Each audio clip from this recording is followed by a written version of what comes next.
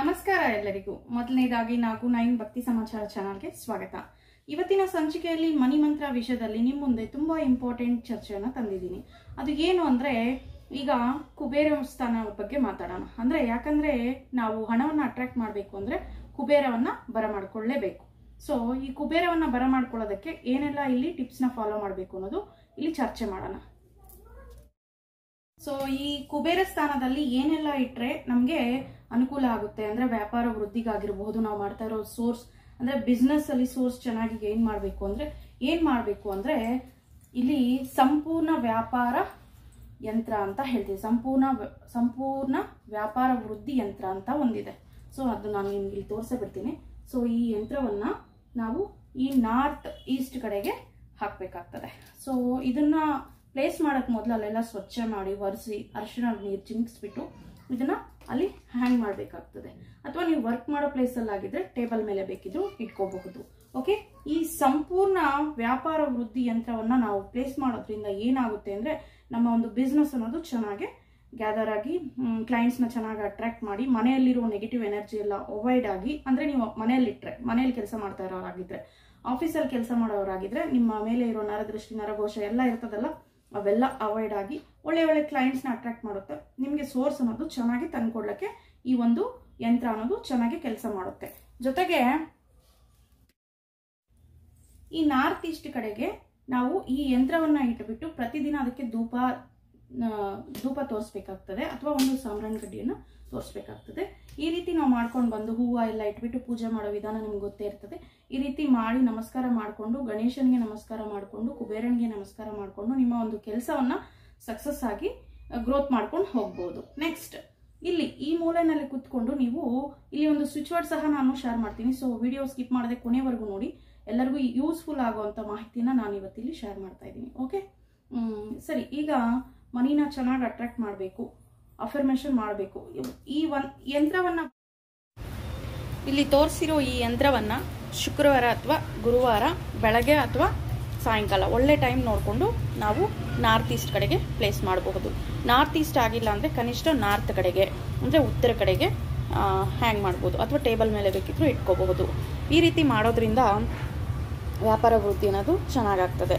ಜೊತೆಗೆ ಇದಕ್ಕೆ ಧೂಪ ಹೇಳಿದ್ನಲ್ಲ, ಧೂಪ ತೋರಿಸಲೇಬೇಕಾಗ್ತದೆ. ಪ್ರತಿನಿತ್ಯ ನೀವು ಆಫೀಸ್ ಪ್ಲೇಸ್ಗೆ ವಿಸಿಟ್ ಮಾಡಿದ ತಕ್ಷಣ ಅಲ್ಲೆಲ್ಲ ಶುದ್ಧಿ ಮಾಡಿ ಧೂಪ ಅನ್ನೋದು ತೋರಿಸ್ಬೇಕಾಗ್ತದೆ. ಇದು ಮಸ್ಟ್ ಆ್ಯಂಡ್ ಶುಡ್ ಆಗಿರುತ್ತೆ. ಈ ರೀತಿ ಮಾಡೋದ್ರಿಂದನೂ ವ್ಯಾಪಾರ ವೃದ್ಧಿ ಅನ್ನೋದು ಚೆನ್ನಾಗಾಗಿ ಬರುತ್ತೆ. ಮತ್ತು ಇಲ್ಲಿ ಒಂದು ಸ್ವಿಚ್ ವರ್ಡ್ ನಾನು ಹೇಳ್ತಿದ್ದೀನಿ. ಈ ಸ್ವಿಚ್ ವರ್ಡ್ ಬಂದುಬಿಟ್ಟು ನೀವು ಅಂದರೆ ಗುರುವಾರ ಅಥವಾ ಶುಕ್ರವಾರ ಬರ್ಕೋಬಹುದು ಅಥವಾ ಪ್ರತಿದಿನ ಬೇಕಿದ್ದರೂ ಬರ್ಕೋಬಹುದು. ನಿಮ್ಮ ಲೆಫ್ಟ್ ಹ್ಯಾಂಡ್ ಮೇಲೆ ಅಂದರೆ ನೀವೇನಾದ್ರು ಬಲಗೈಯಲ್ಲಿ ಬರೆಯೋರಾಗಿದ್ದರೆ ನಿಮ್ಮ ಲೆಫ್ಟ್ ಹ್ಯಾಂಡ್ ಮೇಲೆ ಈ ಸ್ವಿಚ್ ವರ್ಡ್ನ ಬರ್ಕೊಬೇಕಾಗ್ತದೆ. ನೀವೇನಾರೇ ಎಡಗೈಯಲ್ಲಿ ಬರೆಯೋರಾಗಿದ್ದರೆ ಈ ಸ್ವಿಚ್ ವರ್ಡ್ನ ನಿಮ್ಮ ಬಲಗೈ ಮೇಲೆ ಬರ್ಕೋಬೇಕಾಗ್ತದೆ. ಫಸ್ಟ್ 11 ಡೇಸ್ ಇದನ್ನು ಬ್ಲೂ ಪೆನ್ನಲ್ಲಿ ಬರೆಯಬೇಕಾಗ್ತದೆ.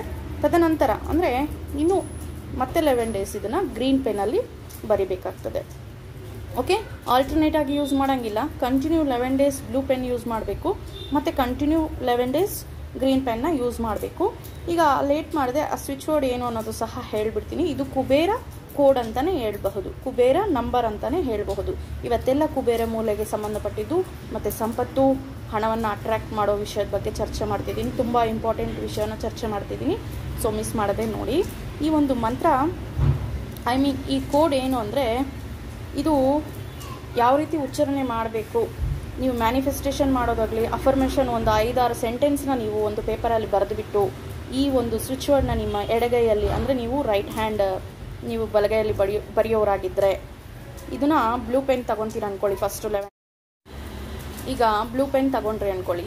ಫಸ್ಟು 5 4 4 7 9 5 9 ಈ ರೀತಿ ಬರೀಬೇಕು. ನೀವು ಉಚ್ಚಾರಣೆ ಮಾಡೋವಾಗಲೂ ಅಷ್ಟೇ 5 4 4 7 9 5 9 ಈ ರೀತಿನೇ ಉಚ್ಚಾರಣೆ ಮಾಡಬೇಕು. ಡಬಲ್ ಡಿಜಿಟ್ ಆಗಿ ಹೇಳಬಾರ್ದು, ಟ್ರಿಬಲ್ ಡಿಜಿಟ್ ಆಗಿ ಹೇಳಬಾರ್ದು. ಕೆಲವರು ಹೇಳ್ತಾರೆ 5 4 4 7 9 5 9 ಈ ರೀತಿ ಹೇಳ್ಬಾರ್ದು. ಒಂದೊಂದಾಗಿ ಹೇಳ್ಕೊಂಡು ಬರೀಬೇಕಾಗ್ತದೆ. ಫಸ್ಟ್ 11 ಡೇಸ್ ಆಯಿತಾ ಬರ್ಕೋಬಹುದು. ಪ್ರತಿನಿತ್ಯ ಬೇಕಿದ್ರೂ ಬರ್ಕೋಬಹುದು.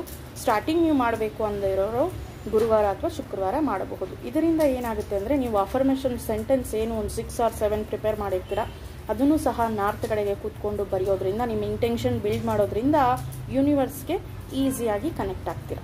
ಜೊತೆಗೆ ಈ ಒಂದು ಸ್ವಿಚ್ ವರ್ಡ್ ಬರೆದು ನೀವು ಕುಬೇರ ಮುದ್ರವನ್ನು ಸಹ ಹಾಕ್ಕೋಬಹುದು. ಕುಬೇರ ಮುದ್ರ ಹೇಗೆ ಅನ್ನೋದು ನೋಡಿ, ಇಲ್ಲಿ ಈ 3 ಫಿಂಗರ್ನ ಈ ರೀತಿ ಇಟ್ಬಿಟ್ಟು ನೀವು ಮಾಮೂಲಿ ಹೀಗೆ ಇಟ್ಕೊಂಡು ನೀವು ಕುಬೇರ ಮುದ್ರವನ್ನು ಸಹ ಹಾಕ್ಕೊಂಡು ನಿಮ್ಮ ಇಂಟೆನ್ಷನ್ನ ಯೂನಿವರ್ಸ್ಗೆ ಕನೆಕ್ಟ್ ಮಾಡ್ಬೋದು.